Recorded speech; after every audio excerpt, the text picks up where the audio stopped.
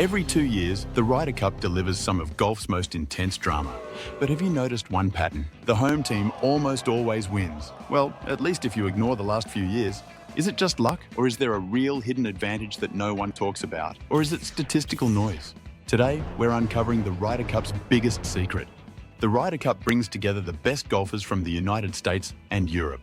People often describe the event as competitive and closely fought. But if we take a closer look at the history, something interesting pops up. Although the teams seem evenly matched, geography plays a huge role in the outcomes. The home team doesn't just squeak by with a win. They frequently dominate, turning what should be a fair match into a huge advantage for them.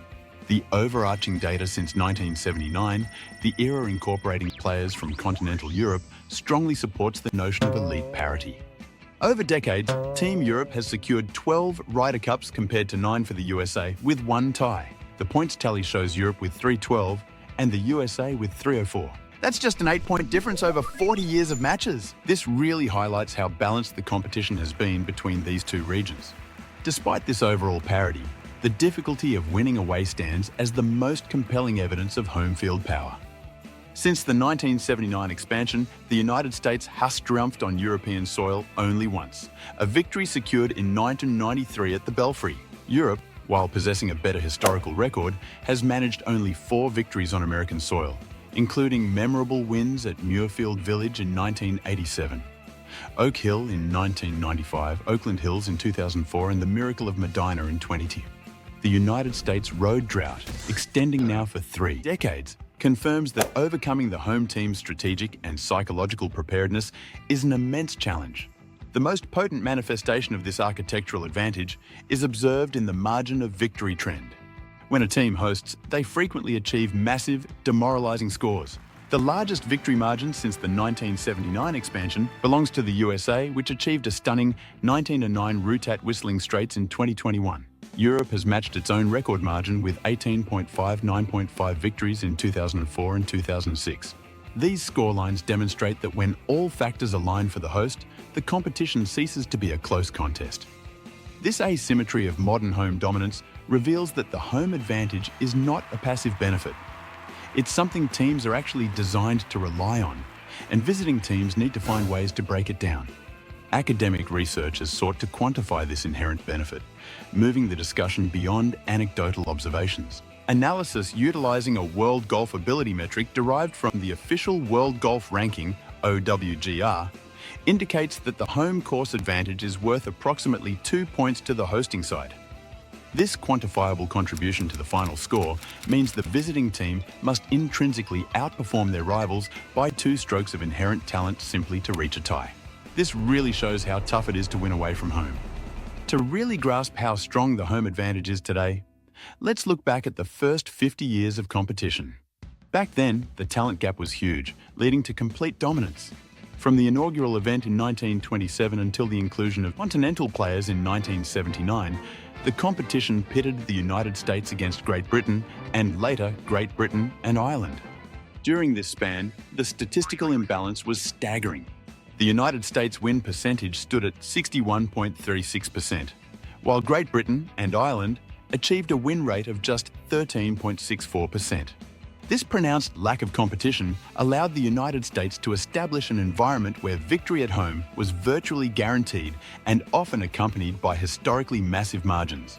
The largest victory in Ryder Cup history occurred during this era, when the US side demolished Great Britain 3.85 in 1967, a difference of 15 points. Although the match format utilised 32 points instead of the modern 28 points, the scale of the defeat remains epical. This overwhelming period created a cultural conditioning, particularly on US soil, where home team victory was not just expected, but institutionally assumed.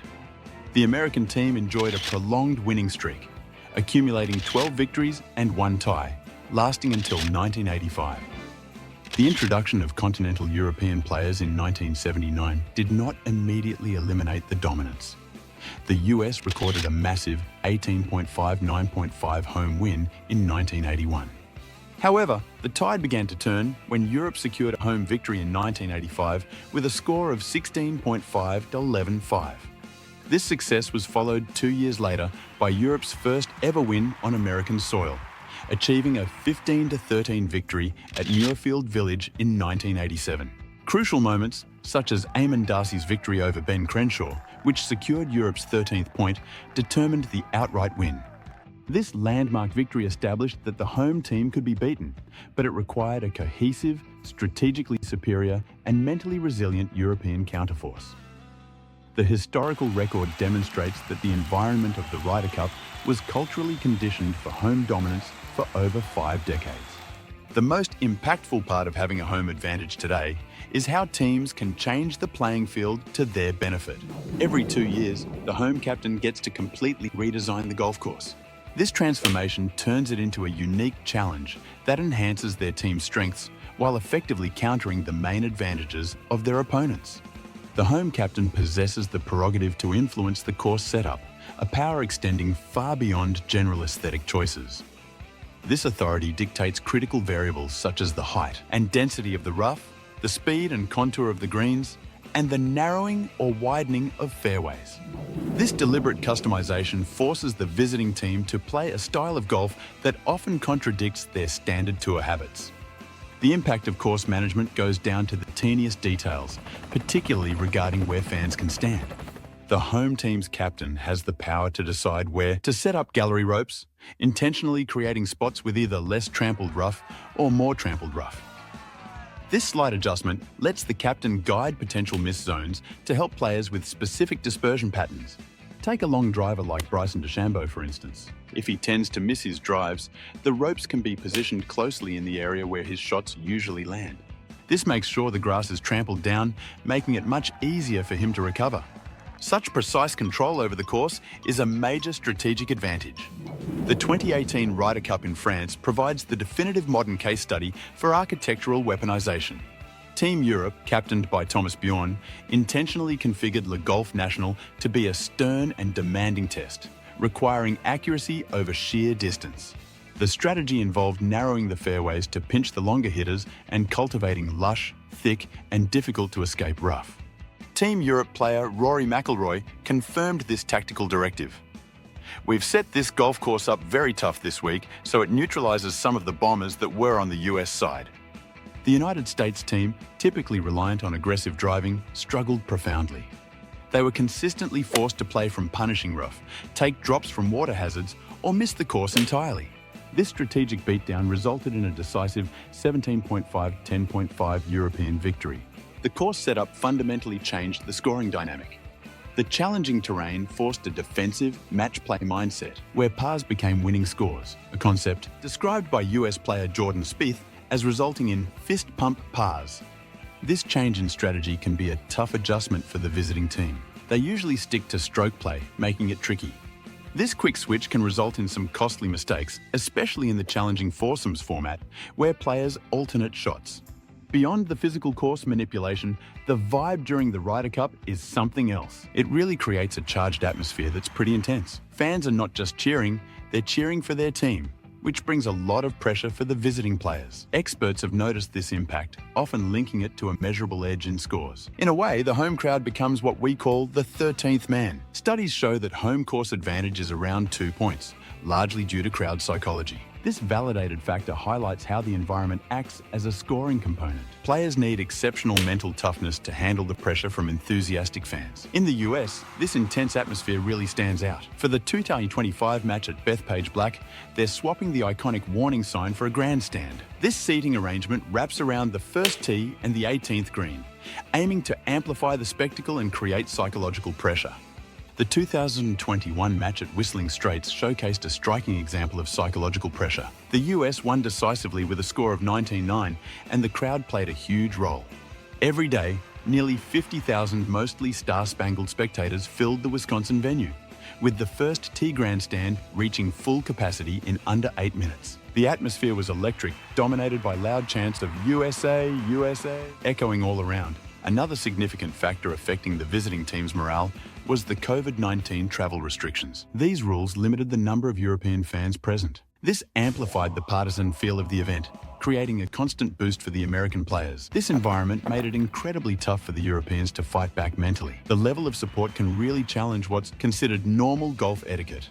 Fans feel free to let out some loud boos aimed at Team Europe, and players like Jon Rahm have heard some pretty harsh taunts. Reports even mention ridiculous shouts urging a player to miss a putt. This kind of crowd energy acts like a huge boost for the home team.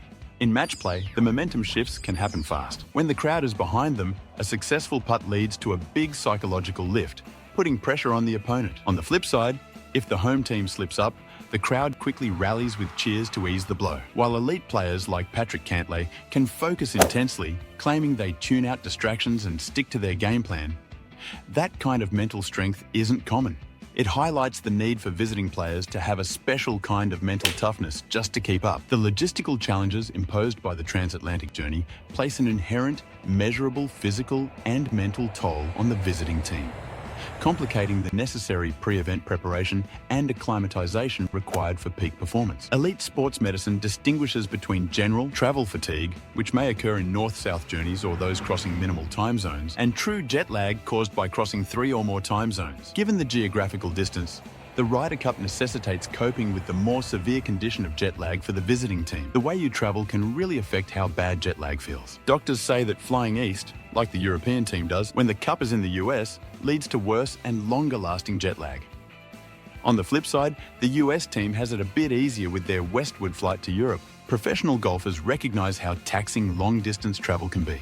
Colin Morikawa, a 2-time major winner, shared his experience. "Man, is it tough to eat when you're really hungry but also really tired?" With just a few days for practice, players have to tackle this immense fatigue while trying to prepare. Often they arrive on Tuesday morning for a Friday start and must quickly figure it out and build a routine. This travel grind leads to a critical double whammy for visiting teams. Their peak physical performance dips and tactical prep suffers. They have to grasp the course layout and the home captain's specific changes, all while dealing with exhaustion. Unfortunately, this affects the quality and sharpness of their practice rounds compared to the well-rested and familiar home team. There's a growing need for better sleep science and travel management in the European team's regular approach. This continuous demand for high-level logistical strategies seems to contribute to their noted 3-point advantage in cohesion and preparation. Meanwhile, the US team, experiencing the tougher eastward travel less often, might not feel as rushed to enhance their recovery protocols spanning the continent, possibly leading to their ongoing road struggles. The last piece of the puzzle for home dominance is all about using those captain's picks, also known as wildcards. Instead of just choosing players based on how they've been playing lately, this approach involves a smarter strategy. It's about picking players who not only fit the custom course setup, but also help boost teamwork. Captain's picks are meant to enhance the automatic qualifiers. They make sure to include players who bring unique value, like deep course knowledge, strong match play skills, or good pairing compatibility. Fans and the media really pay attention to these selections. Analysis indicates that Europe has a better structure when it comes to their selection strategy and preparation. This edge reflects a long-term, effective strategy for team dynamics and selection that goes beyond the ups and downs of the official World Golf Ranking. You can really see the effect of strategic choices. Over the last 20 years, Europe has been on a roll, winning 8 out of 10 matches since 2004. Their wildcard choices have led to a solid result of 39 wins, 28 losses, and 12 tied matches. This impressive track record highlights Europe's overall strength in the Cup matches. A great example of the power of course-specific picks comes from captain Ian Woosnam in 2006. Woosnam brought in seasoned players Lee Westwood and Darren Clarke for the match at the K Club in Ireland. These 2 wildcard selections didn't disappoint, finishing with a remarkable undefeated record of 6-0-2. Their performance played a crucial role in Europe's dominant 18-9-5 victory. This situation really shows how well thought-out selections, tailored to the local course, and effective pairings can completely influence the outcomes, exceeding what regular qualifications might suggest. The home captain takes advantage of wildcards to optimize their strategy. If the course punishes long drives but favors accuracy, the captain can choose high-accuracy players. These players may not rank high in points, but align better with the course's demands. This focus on selecting the right fit is essential for success. For instance, Captain Keegan Bradley's choices for the 2025 US team included players like Cameron Young, who was 14th in the standings, and Justin Thomas. He relied on their strong late-season performance and veteran match play skills. While this approach has its merits, it might not be as effective as Europe's strategic player selection, which tailors choices to the unique course setup. The domination of the home team in the Ryder Cup is not attributable to a singular secret, but rather to a complex, synergistic interaction of three primary, quantifiable factors: strategic course control, psychological amplification, and logistical exploitation. All these elements are meticulously harnessed and amplified by the authority of the home captain. The calculated edge analysis indicates that the home team begins the competition with a significant pre-ball striking advantage. The intrinsic value of the location itself is estimated to be approximately 2 points. If the home team is Europe, their superior methods of team cohesion and preparation add an estimated 3-point structural advantage. This suggests that a host team, particularly Europe, can possess an inherent edge ranging from 2 to 5 points before the contest even begins. For the visiting team to win, they need to not just outplay their rivals' raw skills. They also must tackle a carefully planned psychological and environmental challenge. History shows that pulling this off is nearly miraculous. It demands a level of skill and teamwork that's truly exceptional. Take Europe's last away win, the 2012 Miracle of Medina, for example. That comeback required winning 8 matches and halving 1. Showcasing the incredible effort needed to beat the home advantage. The key to the Ryder Cup is understanding that the home field advantage isn't just random luck or excited fans. It's deliberately designed, measurable, and aggressively used by the captain to shape the physical, mental, and logistical aspects of the game. The visiting team faces the challenge of defeating their 12 opponents while navigating a hostile environment crafted for their tactical and psychological downfall. Now I want to hear from you. How could the US team end Europe's dominance in recent years? Drop your ideas in the comments. I'll be reading. And if you enjoyed this deep dive into the Ryder Cup event, don't forget to like, subscribe, and check out my other sports explainers.